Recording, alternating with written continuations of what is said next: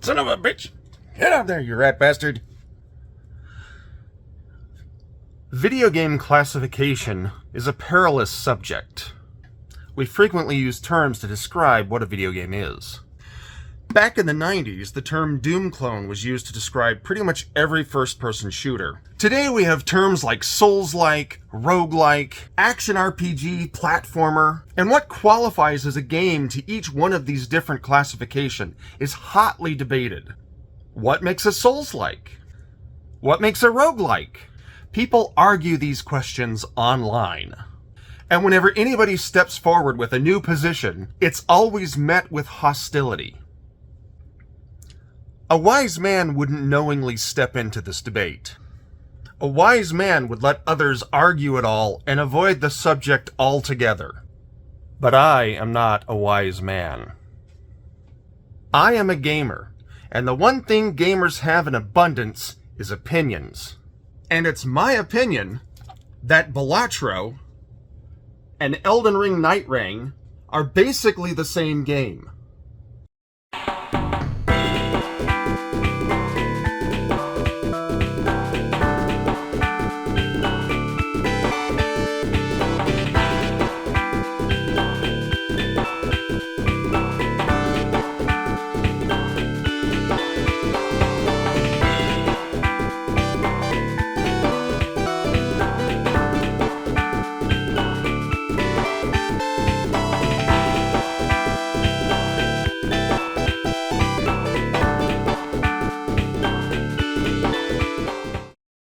I'm a huge From Software fan.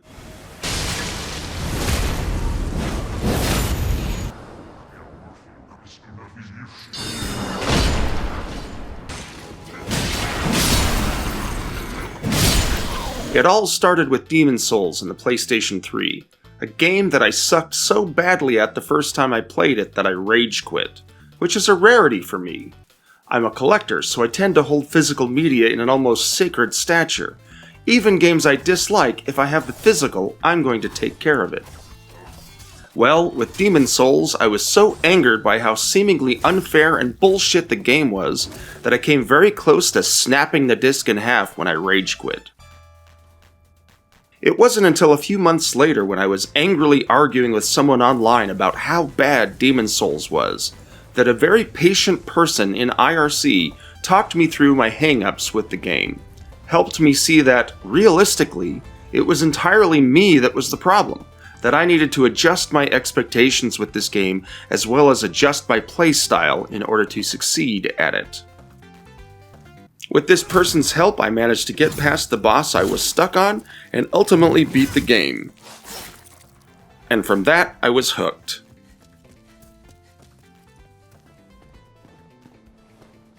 When Dark Souls came out a year or so later, I bought it and devoured it. I got it for the Xbox 360 and played through it multiple times, which is a sign of a special game, by the way. I get so many games and my backlog is always growing, so I tend to not have time to replay titles. It takes something special for me to want to pause my persistent pulvering of my backlog while I replay it, and Dark Souls was that.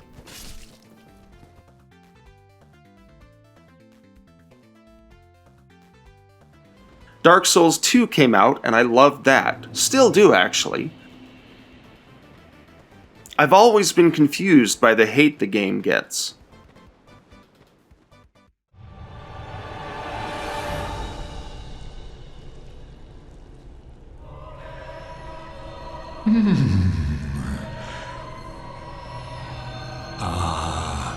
You were at my side all along.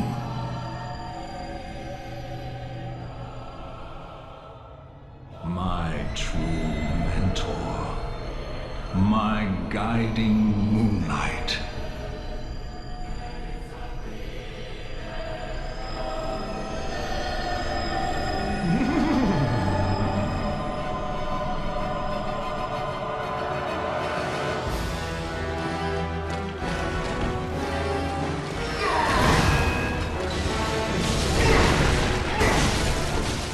Bloodborne. Man, I don't have enough nice things to say about Bloodborne. Tied with Dark Souls 1 for the best Souls-like, in my humble opinion.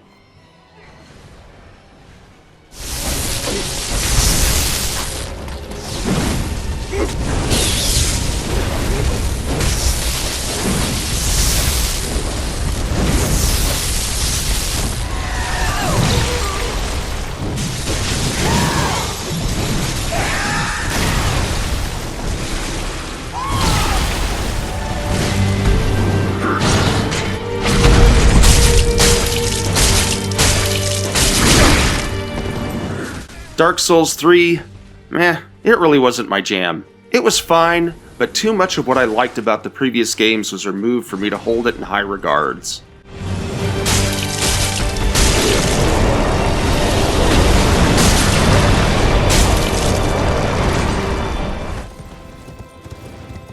Then there's Elden Ring, and man, that game was frickin' awesome.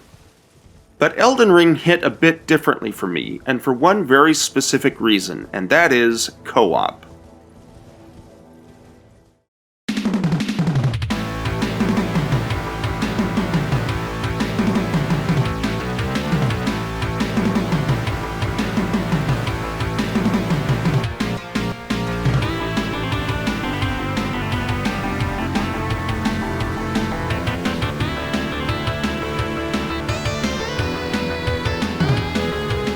I have a group of friends that I've played games co-op with for years. One guy in particular is someone I've played games online with since the late 90s. Literally since Quake 2. I worked at a university in the IT department, and I used to host Quake 2 deathmatch servers on my work machines for my friends and I to play. This guy, let's call him Raprot, because that's one of his online monikers that have stuck. Anyway, back in 2015, roughly when Raprot and I got PlayStation 4s, I had just finished Bloodborne and realized there was this whole co-op aspect to the From Software Souls-likes that I had never experienced because I had no friends playing them with me. So I convinced Raprot to buy Bloodborne and play it co-op with me. He had a similar experience to me when I first tried Demon's Souls. At first, he hated Bloodborne. He couldn't wrap his brain around the slow, methodical combat, the invincibility frame dodges, the parries, the way the enemies hit like freight trains being launched from a cannon. He was ready to quit, but I remembered that guy who patiently helped me get through where I was stuck with Demon's Souls, so I tried to do the same for Raprot. And before long, Raprot changed his mind about Bloodborne, and he was hooked.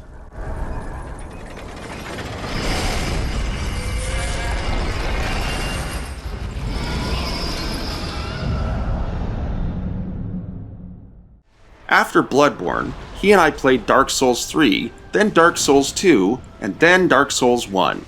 It's funny, I experienced all of these in the order they were released, but Raprot experienced them all in reverse. When the Dark Souls remaster came out, we managed to convince our third friend, let's call him DC, to get it and play with us on PC. This third friend, let's be honest, he wasn't as skilled or as experienced with games the way we were. We honestly viewed it as a challenge. We had gotten to the point where the two of us co-op in Souls games could pretty much take on any challenge thrown at us, and we thought bringing in a less skilled player might reignite the challenge for us. Little did we know that DC was going to get hooked on the Souls games as well. Not only that, he's gotten very good at them, an assessment he'd probably disagree with, but damn it, he has. Anytime anyone says, oh, Elden Ring is too hard for me, I'm reminded of DC's growth from spam all the buttons in combat to Souls-like machine, and realize that these games aren't too hard for anyone. If you put in the effort and are willing to adapt how you play them, anyone can become skilled in Souls-likes. The three of us took on the name of Onion Bros, a reference to Sigmir of Katarina, the character from Dark Souls 1 with the funny onion-like armor. And we've tackled a ton of Souls-like games since. Dark Souls 1, 2, and 3. Bloodborne. Lords of the Fallen.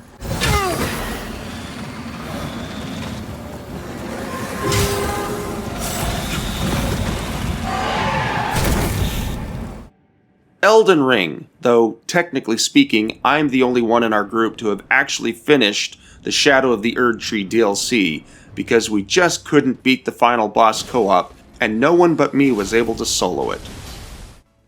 So when Nightreign came out, I was extremely excited.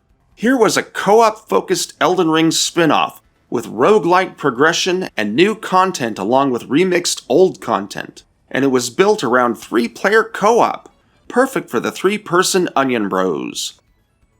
I pre-ordered, got the collector's edition with the statue, because of course I did, and when the game showed up one day after it launched, which amazed me for a physical pre-order, I fired it up, and oh boy, did I love it. I started out small, doing solo runs while they learned the ropes. Then I invited my Onion Bros to a game, and things didn't go as planned. Raprot was complaining non-stop about how unintuitive he found Nightreign to be. Every aspect of the game confused him, and he was constantly saying, "Wrong! That's not how it should work!" about every little game mechanic. It greatly frustrated me, and I got angry. By the time DC joined us, I was already pissed at Raprot's bitching about the core gameplay. So when DC struggled with the pace of Nightreign, constantly being caught outside the shrinking circle, and accidentally selecting undesired characters because he was spending too much time reading about them during character selection screen and running out of time, and when I chided him, telling him he needed to pick up the pace, he replied with, "Okay, I don't want to play this anymore."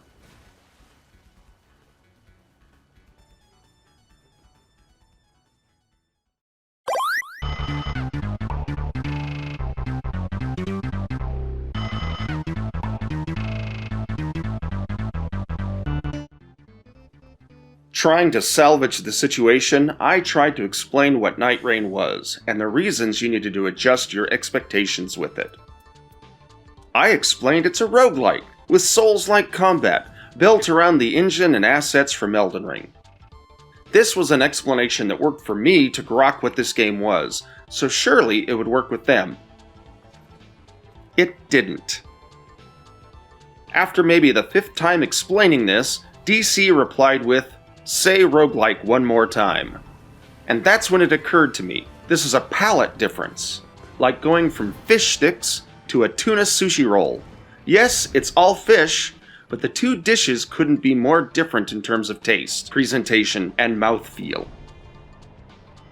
And this palette difference between Nightreign and Elden Ring is one that my Onion Bros weren't expecting, yet I was. And the key to understanding why our expectations were so different, and why I understood what Nightreign was and they did not, came down to understanding a taxonomic distinction. When my friends looked at Elden Ring and Nightreign, they basically had this taxonomy for what the games were. You have these things called Souls-likes, and Elden Ring is a Souls-like. Nightreign is something under that is like Elden Ring. But that's wrong. If you go into Nightreign thinking you'll be getting more Elden Ring, you'll have a bad experience, just like they were having. But when I looked at Nightreign, my brain categorized it thusly. Up here we have the phylum classification for all video games. Below that, we have the class of the game, often what people call genre of the game, though I think that's wrong, and that genre is more of a modifier to the classes rather than a class in and of itself. For Elden Ring, that class was Action RPG, meaning it had RPG mechanics at its core, with an action combat system as opposed to the more traditional turn-based RPG systems. Nightreign's class was a roguelike, meaning at its core is a lot of randomization, and its focus is on replaying randomized runs over and over again. Underneath these classes, then we get to the order of the games. For both of them, that order is Souls-like, meaning having Souls-inspired combat. You know the usual suspects here: dodge rolls, iframes, weighty combat, etc., etc.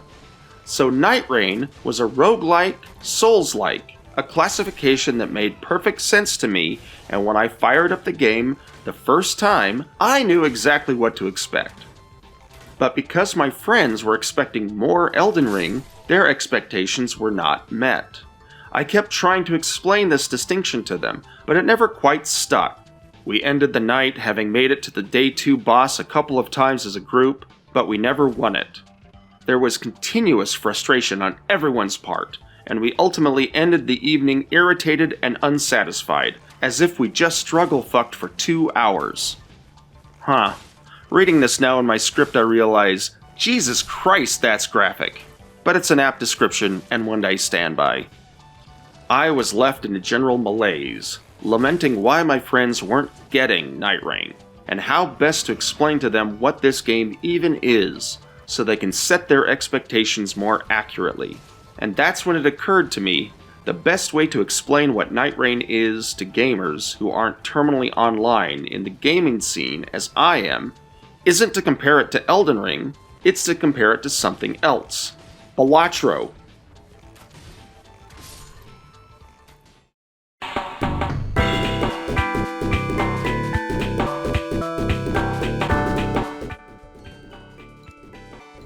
Balatro is a darling in the indie scene. Created essentially by one developer, Balatro is this deck-building roguelike, where you try to score poker hands in increasingly difficult antes. A run is completed when you defeat the boss blind in the 8th ante, and getting there isn't easy. Each round, the score required to continue increases, and very quickly it becomes too great to beat with just ordinary poker hands. The ways you beat these increasingly difficult rounds is by modifying the game in several ways. You can get new jokers that change the rules of the game. For example, maybe you'll have a joker that gives you a boost when you score a full house.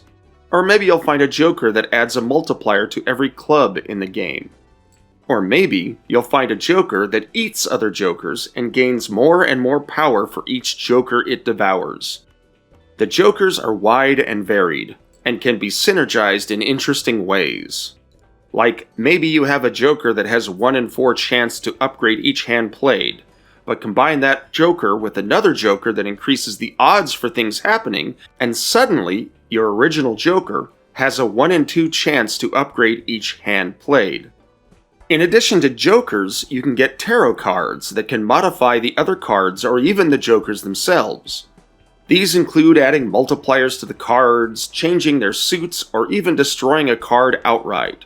Beyond these modifiers, you can get cards that modify the entire game itself, adding more cards to your hands, giving you more discards, reducing the cost of cards in the shop, etc. and so on. Each game of Balatro is randomized. The cards that show up in the shops, the limitations of the boss blinds, the bonuses you get for skipping a blind, they are all randomized when your run starts. You could get a run where everything you need is dropped in your lap by RNGesus and you just sail on through to Ante 8. Or you could get a run where none of your jokers synergize and you can't catch a break with the vouchers and nothing you get helps. This is typical roguelike stuff. Every roguelike has this sort of randomized run mechanic at its core. The gameplay on top might change, but the fundamental core of the game is the same. And Balatro isn't remotely the only game like this. For example, you have the Monster Train series.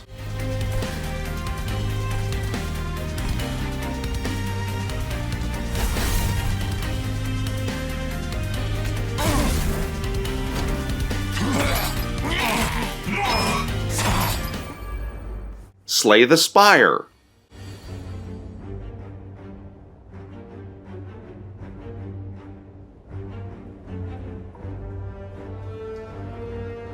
Darkest Dungeon, etc. and so on. Outside of the deck builders, you have non-card roguelikes, like Vampire Survivors.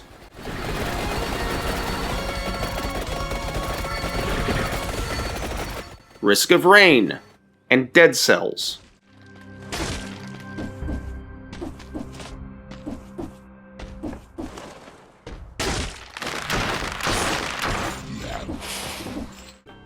All these games have randomized runs at their core. You play, you get a choice of randomized power-ups, and hope for the best. Sometimes your runs are cut short because RNGesus cursed you, Other times you become unstoppable because RNGesus smiled fortune upon you. Nightreign is exactly this at its core. You start each run with a map filled with randomized locations and rewards. As you progress, you get randomized drops from chests and defeating bosses. Hopefully you get drops that synergize together the way that the Jokers did in Balatro, but it's absolutely not a guarantee, just like Balatro. Sometimes the random number generator will shit in your mouth and tell you it's pudding. You'll be a ranged build and only get colossal weapons. You'll try for boiled crab to make you more tanky, but all you get is turtlenecks and golden fowl feet. You will die, and you will fail. But that's the fun of roguelikes. After you've been beaten down in one run, you dust yourself off and try again. Maybe this time entropy will smile on you and you'll get the exact weapons you need, and the right synergies for you to secure a win. Nightreign is Balatro to a certain extent. Sure, the gameplay is drastically different. It's built around the Elden Ring engine and its combat is very Souls-like. But the core mechanics in the gameplay loop are identical. Your progression is tied to the random options available to you. If you don't get exactly what you want, you adapt and roll with the punches. You will fail more times than you succeed, but every failure nets you some benefit you can apply to future runs. Eventually, you get to a point where you can utilize the mechanics of the game to its fullest and increase your success rate. You learn what synergizes with what, and are able to evolve your strategy as you play and get the randomized rewards. So if you're struggling with Nightreign, if you find it's not the game you were expecting, maybe stop comparing it to Elden Ring. Instead, compare it to Balatro. Need more proof that these two games are basically the same game? Let's go through a run in Nightreign and compare it to a run in Balatro. Nightreign's runs are about 45 minutes, depending upon luck in the RNG and your skill. Balatro's runs are also about 45 minutes, depending upon luck in the RNG and your skill. Nightreign is divided up into 3 distinct sections: Day 1, Day 2,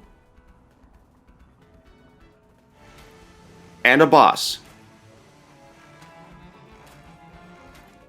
Balatro's 8 antes can be divided up neatly into 3 distinct sections as well. Day 1 in Nightreign is all about establishing your build for the run. You spend your first day trying to level up. You try to find weapons and gear that synergize with each other and your character's skills. Day 1 ends with a boss fight.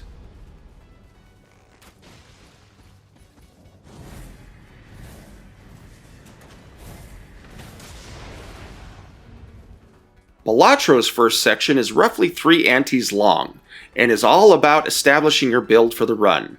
You spend the first few antes trying to level up your hands. You try to find jokers, tarot cards, and planet cards that synergize with each other and your vouchers.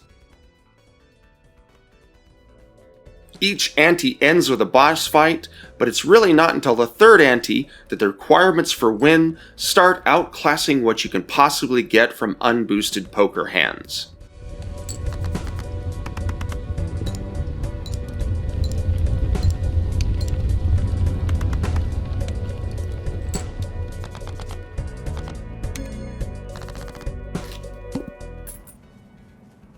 Day 2 in Nightreign is all about boosting your gear and defeating bosses. You still level, of course, but the focus now should be on getting the optimal gear for the Night Lord.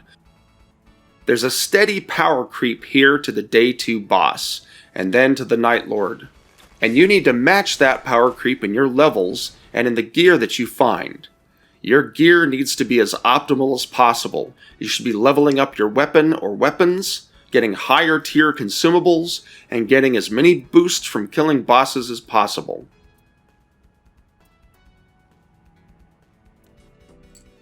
Balatro's second section lasts up until the 7th ante.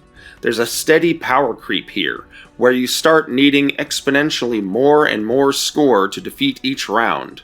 And you need to match that power creep by continuing to level up your hands and ensuring that the jokers you have are as optimal as possible.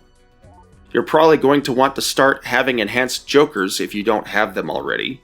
Polychrome your jokers, make them negative so you can add more. It's all about building yourself up to be able to take the final gauntlet of the game. Day 3 in Nightreign is the final boss. If you're not ready for this boss, you will not succeed. No more leveling here, no more gear changes. What you have is what you have, and you better make use of it.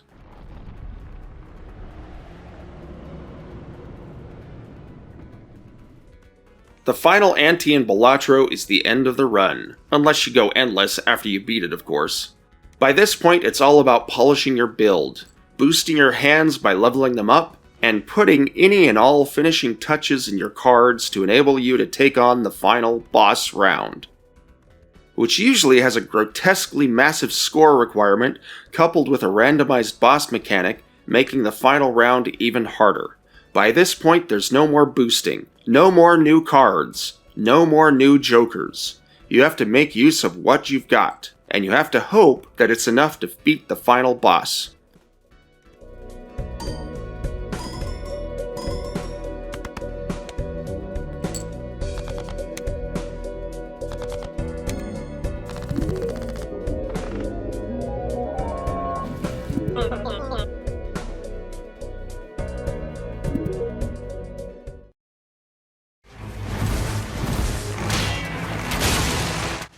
As you can see, the parallels between the two games are unmistakable.